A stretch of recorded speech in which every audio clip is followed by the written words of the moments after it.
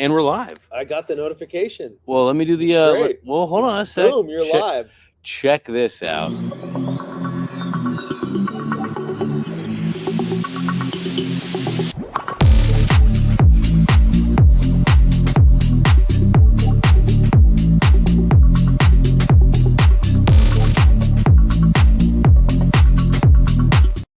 Alabama scores .77. Why would you? Alabama Tech. My question is this: why would you have on any college football on the main speakers right now, and not have Mike Umbro and JP Warren in the corner, giving you all the energy, whatever we're thinking about at the top of our minds right now? That's Turn the thing. This one down. Turn that one down. Maximize it. Remember back in like growing up, like the TVs that could have like first off like the picture in the picture. This is what this is. This is what this is. Get your big little deal. phone out. We all know you're scrolling. It's commercial break. And tune into what matters most, which is energy. And we just learned that it's about what's the average workload of how much energy goes into an average an average college football average college football game. How much energy goes into it? The Chat GPT said 2 to 3 megawatts. 2 to 3 megawatts. That's right. And that has to do with everything. I mean, you think about this. You think about transportation. You think about lighting the stadium. You think about security. You think about the Jumbotron. You think about heating the refreshments. You think about broadcasting. There is a lot of energy that goes inside the football stadium. Now, it's Saturday. Some of y'all might be out there that has the game on mute with us in the middle. We appreciate that. But the thing is, though, our lives take energy. The comforts in our lives take energy. The what we're blessed with to be able to see on television is energy. And the fact is, like, in the time I looked at my phone this morning, I had a lot of notifications from ERCOT about conserving power. Can you imagine, like, you get more text messages from ERCOT than anybody else? I know. I wish my friends would text me that much. It's ERCOT. I'm like, man, you're a busy guy. No, it's a lot of ERCOT. It's ERCOT telling me that that energy is up, that the wind and solar are low. So get ready to conserve your energy. Now, can you imagine having rolling blackouts and having games and having this?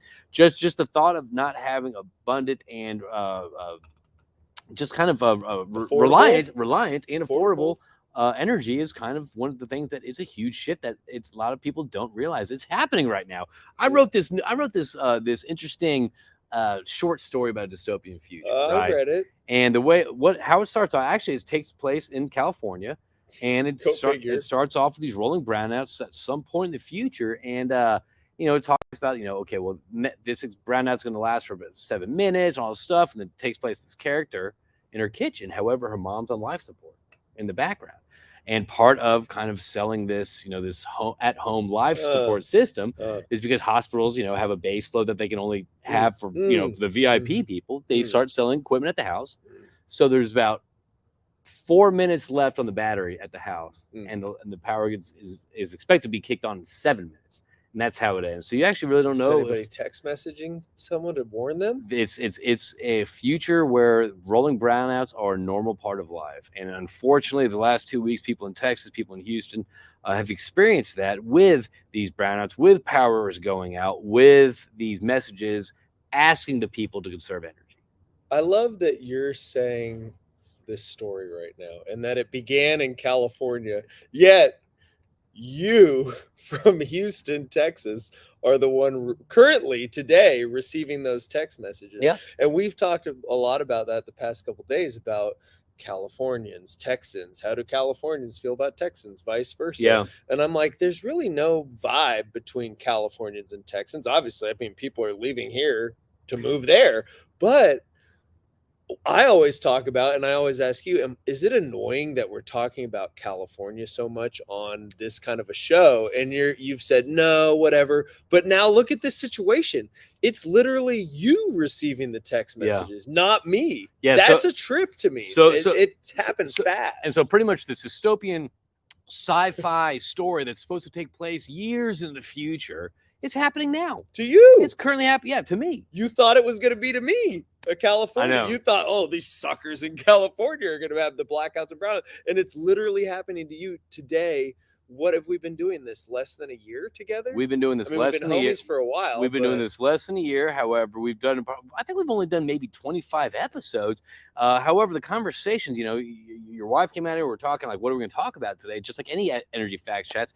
And We're gonna go. and obviously from these, and obviously we're going to ask your, opinions out there, but I'm enjoying these. I'm enjoying learning a lot about this. I'm enjoying being kind of pulled into these discussions, and I dig it. I think it's interesting things for people to talk about and to have these conversations. So I think, we had a conversation. We're going to be doing these more. We're going to be making these a regular thing just so people have, and I think we might structure a new way. We're going to go over the headlines. Yeah. We're going to we're going to cover the headlines and kind of pull back. What does that mean for everyone? What does that mean for all the consumers? But you're right. I did write this story kind of as a cautionary tale, like what could happen to your people. What could happen to my people? Is it a signal to your people in the heartland? Well, it's already happening Right? it's already happening to us, unfortunately. Now it's happening. It's real. Yep. It's happened faster than I would have thought, because I've always said, man, am I being annoying? Always saying, oh, it's going to happen to Texas. It's going to happen to you guys. And everybody's like, oh, well, yeah, whatever. Yeah. You're just some goofy California. Well, boom. Okay. It's happening on the power generation side, which arguably is more dangerous than the oil and gas, the oil side, the liquid fuel side. Like, Right. if you can't drive somewhere, if it's an emergency, you can call EMS, you can call someone to get you. If you've got the power out in a hospital, you can't keep people on life support, and that's a big issue. So the grid is happening. It's not stable enough. It's not hardened. And the stories that we're reading in the Wall Street Journal, it's not because necessarily, yes, you have variable wind and solar, but the populace is moving to Texas because of this. Yeah. And that kind of, I think, speaks to more of like economic issues in broader society. Now you've got this dynamic where people are moving, so population's rising, and the electricity demand can't keep up with the transition to the future and the population growth. And maybe those are examples of how the system operator maybe didn't factor in all of that. Maybe you're not sitting there as an ERCOT official thinking, well, 500,000 people are going to move from California in the next year, and I better plan for that. Maybe that's outside of what your business case, what you're used to planning for. Maybe that's more of a factor, and it's fascinating how broad the impact. But the thing is, I mean, there's I hear about this. I'm affected by this. A lot of my friends are affected by this. And what's funny is, we wrapped up yesterday's Energy Facts chats, and one of my buddies, Brett Stout, started kind of messing me all these different articles that he's seeing, and he's kind of taking up a cause. He's like, my electricity bill for my house, and it's not a big house, was $400. Right. He's living in Texas. We have all these, abundant, renewables and all this stuff, hydrocarbons, renewables, and his bill is still $400. Right. And he's not the only one that's going to be echoing this. I mean, he has a job. He's he's doing great. But think about those families with 3 kids. Right. Like the power goes out, one of their kids is sick, and all you want for your kid is just be comfortable when they're sick, and you add on heat, you add on no power, no distraction, all that stuff. That's just tough. Mommy and daddy aren't comfortable when the bill's going up either. No, but now nobody's comfortable, and no one's happy. And so my thing is this: I'm sitting here, the thing is, I'm having these conversations. I love having these conversations, but a lot of times I'm like, man, I'm kind of out of my realm to have these conversations, because like I'll go into like LinkedIn, or I'll go see all these papers, and there's so much like 1 kilowatt thing generates 0.6 microfouls per day. I'm like, dude, that's a lot of detail. I haven't heard that one, but it can get pretty complicated. It could be a pretty technical subject. And everyone always has the answers. What's the right way to do things? What's the wrong way to do things? Should we do this? This could replace. However, look, all I'm trying to do here, more. You're more obviously. This is your world. This is your realm. This is your beautiful battleground. But at the same time, me, it's just like I just want to elevate the conversation. Yeah. I don't have the answer. My answer is this. It's one of those things. I don't care how it gets done. Let's just get it done. Let's get it done. Okay. Yeah, let's just figure this out. Yeah. This is a good segue, because I told you before we started this live, I got some ideas, but I'm not going to tell you. But you finishing each other's, what is it? Sandwiches. We are finishing each other's sandwiches. So on this sandwich bite, you're talking about how do we think of this? How do we get it done? Is that the last? How do we fix it? How do we start? So and this was just in the San Diego Union Tribune today, and it was an article about wildfires and how their studies from UCLA are talking about how one extremely bad wildfire season in California in 2020 has wiped out the past 20 years of gains in terms of greenhouse gas emissions that we've saved through different transition I also saw something efforts. about a volcano offsetting it too. Volcano, but and I don't bring it up to say, oh yeah, who cares? A volcano can just cool the earth. We should do nothing. That's not the point of this conversation. But to what you just said, and to a lay person, how we as people that really focus on energy should be communicating it, is sustainability. What is the most sustainable way that we can decarbonize the grid, decarbonize the transportation fleet, depollute, abate all the pollution from cement plants, from refineries?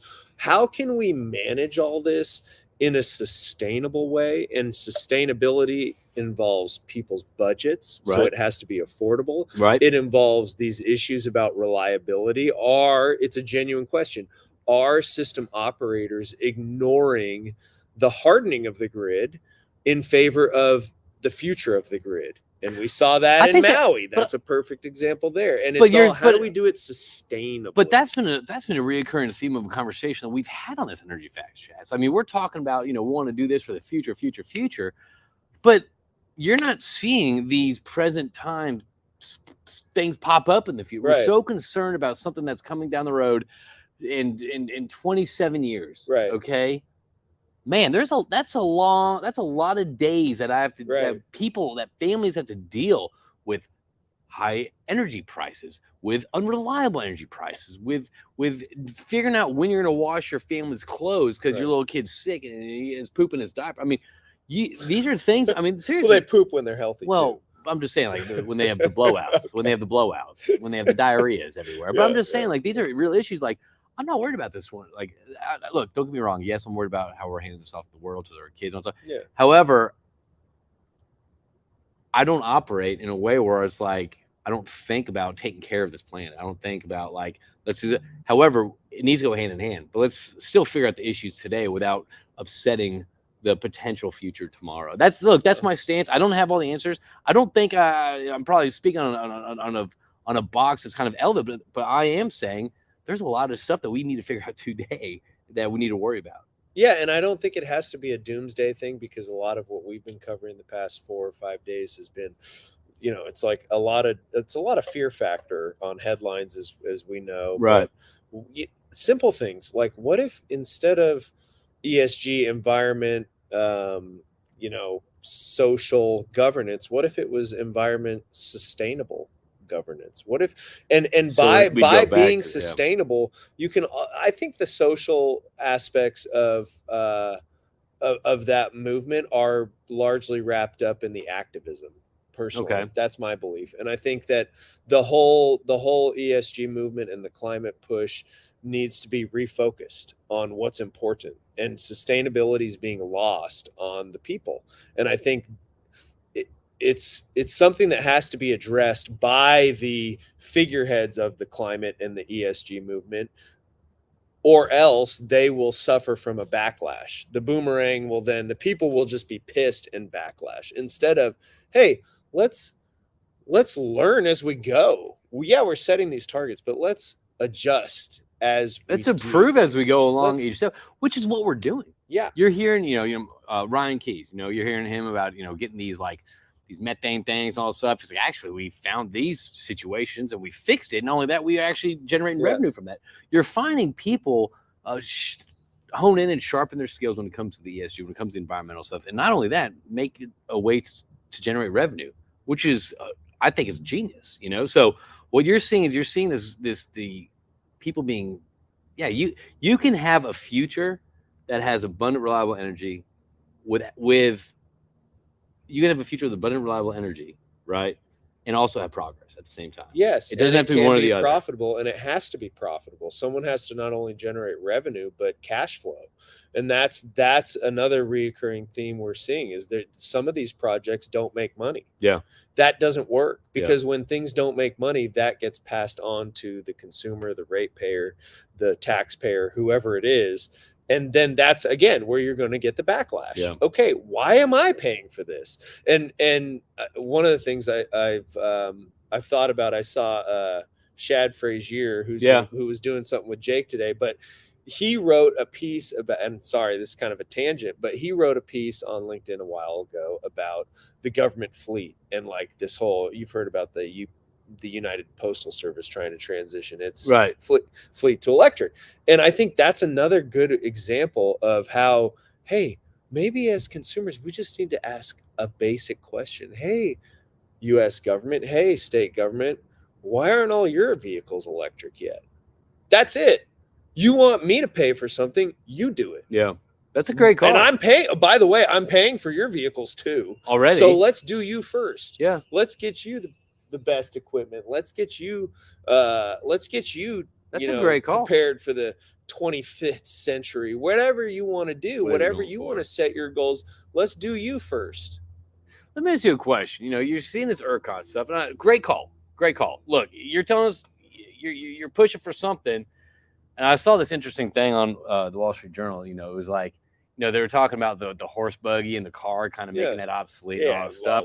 And but someone was saying, look, however, the future wasn't mandated to these people back then. It wasn't, you must drive a Model T Ford. Well, yeah. And you must drive a Model. It just happened.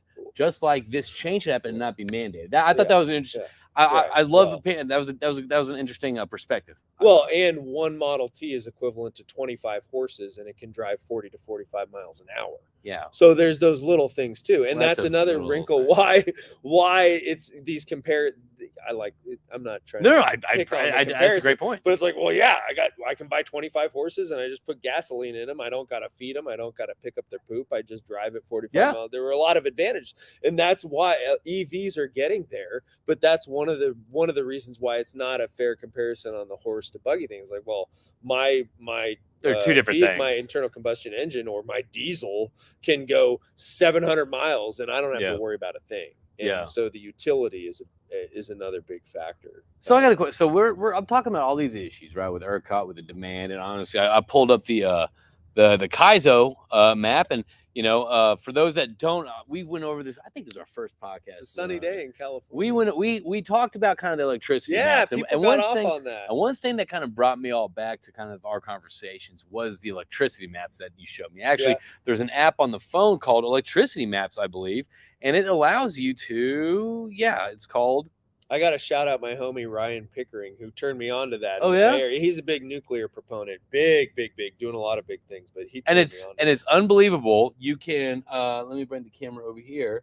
It's called Electricity Maps, and you can literally go in and click somewhere and find out what generates electricity, how much renewables, how much wind, anywhere in the world, solar, anywhere in the world, which I think is so interesting because you start looking at whether it's Germany, whether you look at this, it's just a cool app to have just, and I think that's a great way to have these conversations about energy with people. Like if people are sitting around talking about, man, my electricity bill is $400 for my little spot. Like, why is it so much? Well, let's talk about that. You have 40% be made up of this, and then it's not. So anyway, I think and that's kind of where we started off in this whole energy facts chat thing. We actually brought the CAISO map, and being out here, the weather's been it's been a little foggy in the morning. It's a heat wave, which is 82. For me, that's a Christmas in Houston. But we're looking at the CAISO map, which is the California Independent System Operator. How are your batteries doing there? Batteries doing great. It's a new computer. No. Oh, the batteries on this. You don't even see them. Oh. You don't even see them. Okay, so it has renewables, natural gas, right? large hydro, imports, batteries, nuclear, coal, other.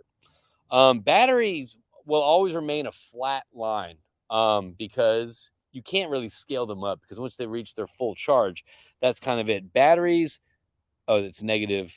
They're charging. Yeah, they're charging on CAISO. Sun's out. They're charging. This is interesting because ERCOT and CAISO. Well, hold on a second.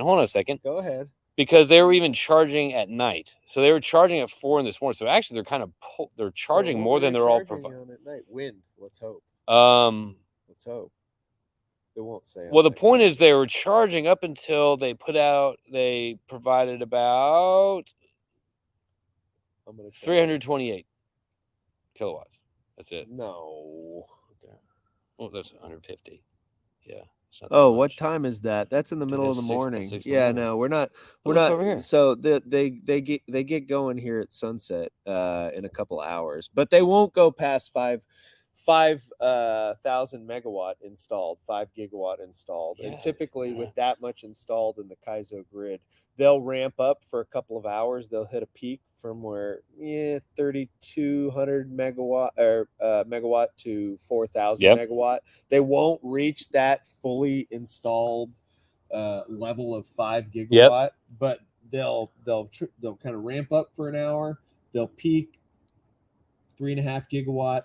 They'll take for 90 minutes, then they'll tail off. And that's how batteries work. They're a 4-hour duration, and it's not just we can go at full capacity. It's slowly build them up, don't get to full installed capacity, ramp them down. And you and I think talked a couple of weeks ago, but there were a couple of articles about Kaizo and ERCOT that batteries were quote unquote saving the grid. Have you realized how those went away the past couple of weeks? They could save the grid. They might save the They grid. are helping. They have the to save- potential to fix the climate Right, crisis. because what happens when you dig into the Kaizo grid, you quickly see that even at sunset and the early evening when the batteries start discharging, we're also ramping up our imports, which translated to coal and natural gas from Colorado, New Mexico, surrounding everywhere states. but here. Those are California's imports. Similarly, on ERCOT's grid, I think you all have 3 gigawatt or 3,000 megawatt installed lithium-ion battery storage, quote unquote. Power storage, So you'll see those 94. ramp up, but they won't get to the fully installed capacity, and then they'll ramp down. And the reason you're probably hearing journalists tone back that rhetoric, yeah, you can champion that all you want, but then when you look at Kaizo and ERCOT, the fossil generation, the baseload generation is gas. charging them when wind and solar is not available. So that's a little nuance. And they're very short duration. So you can't really make the claim they're saving someone for 2 hours. Yeah. It's warmer for 2 weeks in Texas. Yeah. It's not warm for 2 hours. Yeah. So I think those nuances, sorry to kind of No. hog the No. time on that. No, I just wanted to kind of I appreciate that, because what you're seeing at ERCOT right now, here's the thing also. Like, I feel like natural gas, like poor natural gas, like, it's carrying, currently right now in California. Okay, it's a beautiful day out. You got the sun blowing and going, which is great. You have natural gas still supporting about 37%. Right. That's 40% pretty much Yeah. of the energy that's needed today right now currently. Okay. Yeah. And that's only because it's daytime out and the sun's 3:33 here, and it's only going to go down, which means natural gas is going to be kicked up more. You're going to kick it up to 60-70% at night, which, like we talked about a few days ago, is an inefficient way to operate a natural gas plant. Ramping up and down and turning off and on peakers. Yeah. You don't want to do that. That's like how people drive rental cars. It makes things they more slam on the gas. Yes. They blow and go. And right now in Texas, so with ERCOT, so that was the California, what's going on in California. So natural gas was carrying about 37% of the current energy demands right now, where we're at right now. Texas is a different story. Natural gas right now in Texas actually has one of the largest renewable sources of energy generation out there. It does. Texas? I think The so. wind. I believe so. Yes. The wind. You got a lot of wind. Natural when it gas. blows. Natural gas is producing 58%, almost 60%. So my thing is this. What? 5:30 in Texas. It's 5:34 in Texas. So that's only probably going to go up. Going down. Sun's going to start going down.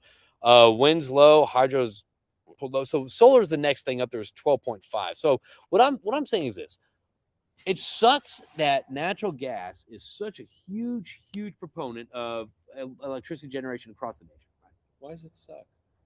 it sucks that it gets no respect. Oh, Man, it's like doing all the work and it's not getting a shout out, like, and it's villainized. So my thing is, how come people aren't talking more about pro natural gas? well, you know who does? Nick DeUlius. And Nick what I DeUlius learned does, yes. from him was that if Pennsylvania was its own country and it was in the Paris Accord, that Pennsylvania would be the only country to have met its greenhouse gas reduction targets according to the Paris Accord because of the conversion from coal-fired generation and coal use to a cleaner natural gas molecule. So to your point, it should be recognized. It's something that that actually has data to substantiate it, but I don't think a lot of people are paying attention to Pennsylvania on a global scale.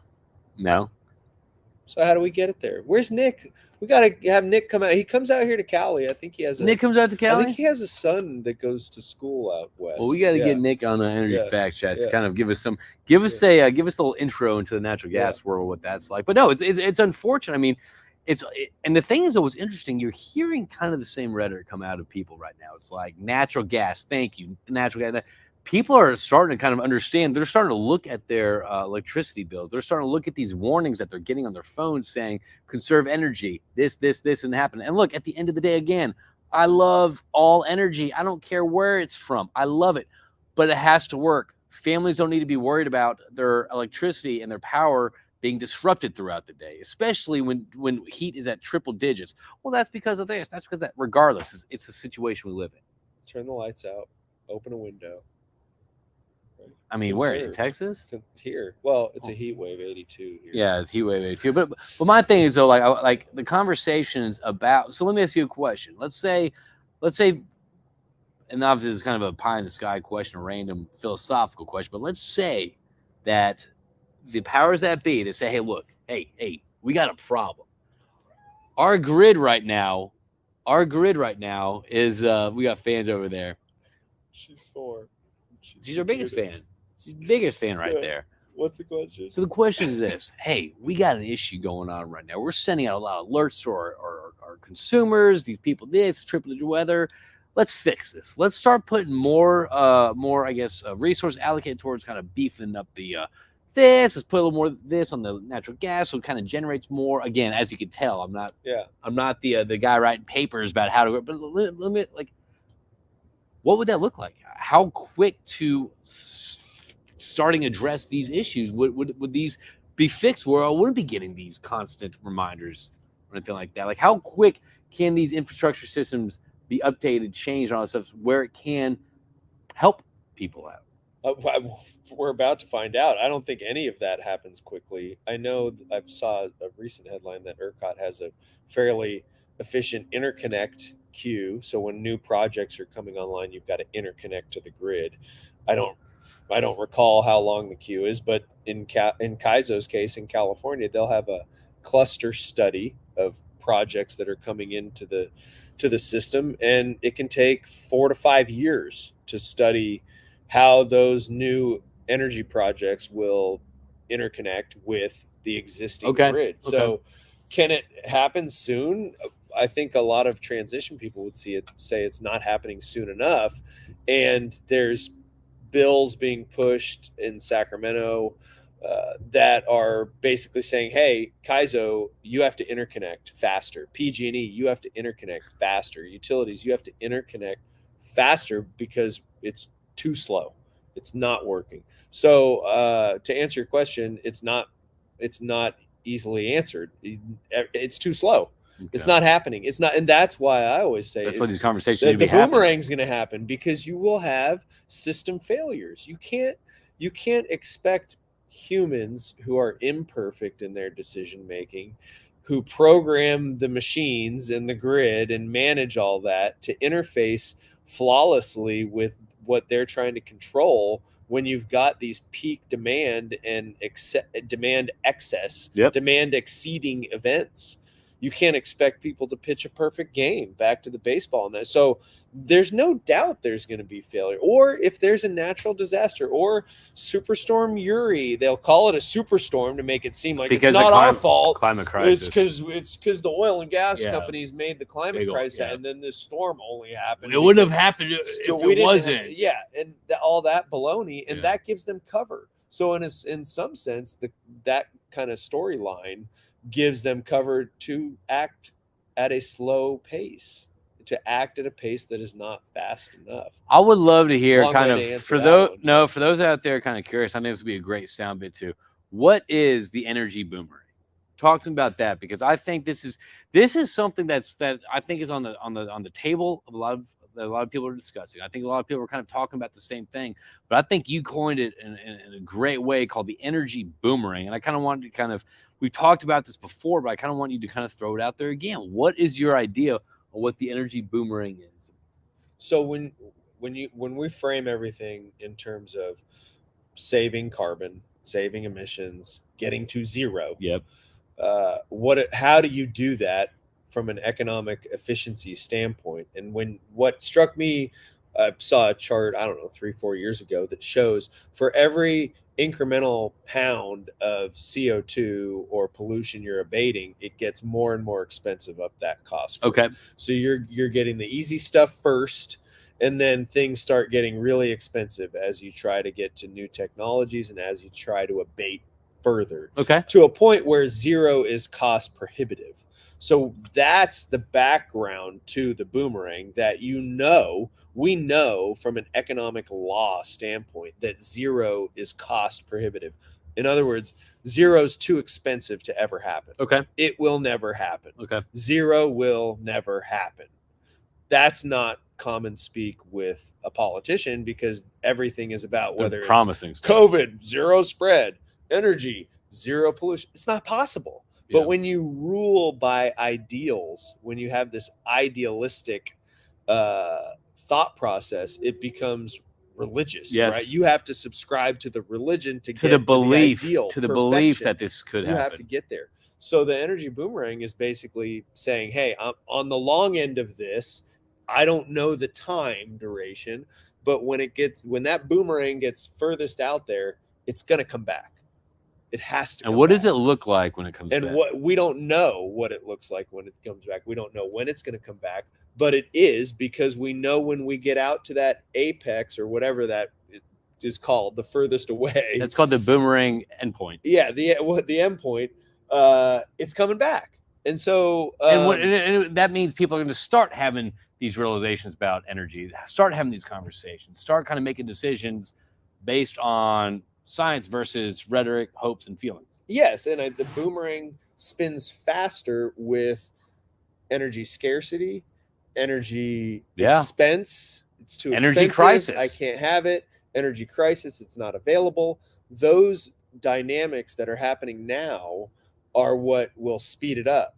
But it still could take another 5-10 years. It's very interesting. Recession could break it. It's very interesting. You kind of see like this energy crisis and climate crisis camps. You're Yeah. kind of seeing this new era of like different religions kind of come up when it comes to like, whether it's bettering humans or whether it's bettering the environment. Right. But I mean, it's a very interesting climate right now.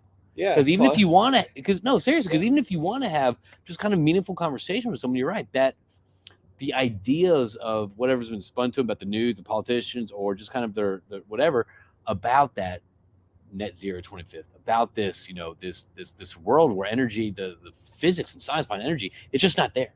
No. It just doesn't exist. No. So I think it's going to come to a point where it affects people's wallets. It's going to affect people. It has. Yeah, it's happening right now. Yeah, absolutely. And if that's back to the point about swapping out social for sustainability, because with sustainability you will achieve social harmony. You will achieve the objectives of the S, which is really, I think, the most politicized piece of this movement. It's about practicing the golden rule, which is treat others how you want to be treated. And that goes for fossil fuel companies. Treat the environment how you want to be treated. Treat, Yep. whether it's a green, new technology, okay, treat these people that have legacy energy projects how you would want to be treated.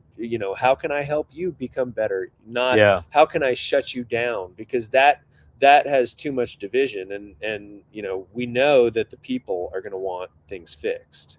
So it's better to build the bridge than it is to be against one another. Yeah. Don't say something like it's just a lift when it turns out to be the whole engine. Yeah. Don't right? promise- Don't be General Motors. Don't promise something small when there's other stuff to talk about. Yes. That's another thing. Under promise, over deliver. Under promise, over deliver. And I think we can Yeah. do that with energy. And the thing is, like, we're all energy enthusiasts. We love energy. Let's be realistic about it. Let's not hurt families, not hurt the consumers when we make energy decisions. And that's kind of the whole point of these. So let's take it to the streets. Anybody write something to Yes, There's we do. We someone got on a Saturday? Daryl. He says Daryl's making back, the baby, rounds. baby. It seems. Of course, we're making the rounds. We're in California. We Daryl. got to be talking. energy. Daryl's supplanted Bob as #1 fan. Neighbor Bob hasn't been by all week. I We hope did he's drive. okay. Well, probably he's watching Yeah. this. That's why we did But- drive. Bob, hello. We're probably gonna knock on your door here shortly just to say hello to you, Bob. We Yeah. love how you're a #1 Cali fan. How about that? Yeah, But Daryl, let's get back to Daryl, man. Daryl's tuning the in. MVP. of the Daryl's week. tagging, tuning in. He Woo-wee. is on the energy train. There's a lot going on, a lot of stuff that he must be digesting every day when it comes to energy, because it's whether it's carbon sequestration, whether he's all over the board. Daryl, thanks for tuning in. All right. What'd he say? He says making the rounds, it seems. Oh, okay. Yeah, I'm always making the rounds. You got to stay Okay, busy. okay, You got okay, energy. You got to okay, stay okay. busy in the energy space. All right. Cat Galloway says, "How are you, Cat? Cat, Thanks what for up, tuning Cat? in. Glad ERCOT held it up yesterday. Jeez, it's frustrating. It sucks. It's frustrating. It's 2023, and we're worried about energy. Glad it held up. Yeah, I know. Where Like, are we? Libya? yeah, seriously. Like, Jeez Louise. it's crazy." Cameron Bain, how do we get the population to be less adverse to nuclear? Why? Yeah, that's a great A question. lot of nuclear proponents that are Well, really trying to turn it around. What's going Like my on? buddy Ryan Pickering up in the Bay Area. Yeah. He's, it's a really passionate crowd. I think because they're sitting there saying, "Hey, you want clean? This is it. Why are we not doing this? Why do we have a de facto ban, or in some cases?" Well, let me ask you a question. Would outright this be? Is bans this gonna be a on- generation thing? Because people that grew up in like the 80s, Maybe. 90s Yeah, remember maybe like, it oh, is. nuclear. I remember Yeah. this and that. Like, is this gonna be one of those things like Maybe. people come back to the table once it's like, okay, let's look at this for what it is. Maybe, and talk about politicized too when we talk about capabilities of countries. We don't want to have certain capabilities, and whether it's Oh yeah. I know power generation and weapons are different, but it's very political. I think even more so than oil and gas, because you can build a facility that can significantly change, And then- shift the energy paradigm. And I think that's another reason why nuclear proponents are really passionate. They know, look, California's case, Diablo Canyon, one facility is generating, I think it's 5 gigawatt baseload. Maybe it's more, maybe it's 10 gig, but baseload there all the time. If you have more of that, that changes the entire market. So you probably don't, if you don't want that, if you're a renewable developer, which is why you don't see Oh. renewable fans on nuclear. They're like, well, that's my Interesting. market. Yeah. If we let you have, that's my intermittent market, Yeah, and you okay. have a baseload proposal, which is better than mine. But so you've got renewables. That's that interesting, aren't- okay. fossils aren't on board. Natural gas is going to be, well, that's my market. So I think you've also got every other competing energy source and their lobbies, in addition to the hyper political aspect of that. Okay. We saw it with the war. Weren't we all worried about Ukraine's Yep. whatever? 'Cause Yeah, we gotta, that's right. I remember that. Ukraine's now the 51st state, so we got to worry about them more than Maui. But yeah, Well, now they got whatever. $700 for that. Yeah, That's yeah, good. they got That's it. Yeah, enough. they got That's enough. $700. Yeah, I mean, Maui They prices. get to Maui stay at prices the like hotel $20 for- mainland. in perpetuity Good. instead of their home. Oh, that's Yeah. good. That's always fun Yeah, staying at a yeah. hotel. I love that. But all right, so great question. I don't think that's an answer that we have, but I think it's definitely, again, that all revolves around having these energy facts chats with people. I think that's where it all Chat stems it up, from. baby. And we have Kat saying ERCOT takes up to 3 years with priority on is. natural gas. There it is, 3 years. 3 So that's a long years. time. That's a lot. Translation. This isn't going to be fixed next year. It's not going to be fixed the Year. following year. It might be fixed. Well, you'll have some come on in 24, 25. Might be. We'll get to it in 2026. Might, maybe. We'll, You know, we'll work on I it. also saw that you have Saudi kind of increasing their mining of, Oh, of rare yeah. earth minerals. yeah. So you have all these different countries prioritizing energy. I don't care if it's the green energy, Right. green energy. I don't care if it's hydrocarbons. I don't care what it is. You have all these other countries prioritizing energy, and all we're doing is prioritizing us importing energy. Yeah, and guess who's going to own it all with a rising interest rate Talk to me. environment? The Talk to Saudis. They're going to be making record profits from their oil, cash flow. They're buying all the athletes. They'll finance all the projects, cash money or low interest rates, lower than Western developers are. Well, how is someone going to access capital in the United States when it's 15% interest rates? I don't know. Yeah, You tell me. Yeah, and I think it's all setting up for, we think we're transitioning away from big oil, but you're getting the pockets more. when you're lining the pockets of the Saudis and they are big oil and big green, they are going to control the market for any The commodity. batteries, They're the- going to yeah. trade it. They're going to invest in it and trade it. You're going to be making them wealthy. It's all about buying local. And it's all about buying local. Amen to that. I mean, Bring it it's back. Bring it back. You can't say, hey, IRA, I want to procure local components for solar and wind, but I'm not going to also procure local energy. Like, yeah. really? Yeah. I'm not going to require people in California starting businesses, running fleets to buy California oil. Why not? Why not? Or Texas? Why not? That's a great point. That is a great point. And I think that's a great way to end it on. I want to thank everyone out there for tuning in on this Saturday Energy Fact Chats. We've been watching the game, but you decide, you know what? We get what's going to happen in the game. You're going to have a team that wins, you're going to have a team that loses. But what's going to happen in the Energy Stadium? We don't know. And that's what 2 we're to 3 doing. megawatts. 2 to 3. Well, you know Could what I be mean. a dome. I'm They talking about could the- need air conditioning. I'm Could talking be about 5 megawatts. the energy, Yeah. the energy octagon. You don't know what's going to happen. Yeah. That's why we're having these conversations on a Saturday, because it drives us, it motivates us. These are conversations that we hope that kind of start spreading. People start getting out there and having conversations again. Energy that works, energy that's reliable, energy that's affordable, energy that's local. Let's make it local. Because California energy should be based on science. Because California's energy should be based on science. And that's where you have it. Boom. I want to thank everyone for tuning into this Energy Facts Chats. And y'all be good. Y'all have great, productive conversations. And we'll see you.